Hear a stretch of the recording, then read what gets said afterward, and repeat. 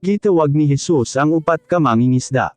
Marcos Kapitulo 1, 14-20.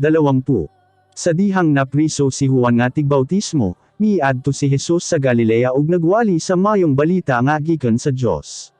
Mingon siya, miabot na ang panahon nga gipanagna sa mga propeta kaniadto. Ang paghari sa Dios haduol na gayod. Busa hinusoli ug biyai ang inyong mga salaog tuuhin ninyo ang mayong balita. Asa niya nakaadlaw samtang naglakaw si Jesus sa daplin sa linaw sa Galilea, nakita niya ang managsoon nga si Simon ug si Andres nga nagtaktak og pukot kay mga mangingisda man kini sila. Mingon si Jesus kanila, sunod kamo kanako ug dili na isda ang inyong pangitaon, kay tadloan ko kamo sa pagpangisda og mga tawo. Diha-diha gibiya nila ang ilang mga pukot ug misunod kanya.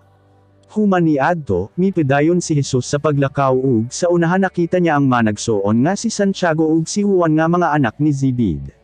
Diha sila sa ilang sakayan nga nagaayo sa ilang pukot.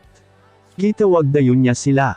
Gibiya nila ang ilang amahan nga si Zebed didto sa sakayan uban sa ilang mga sinuhulan nga mga tawo, ug miuban sila kang Jesus.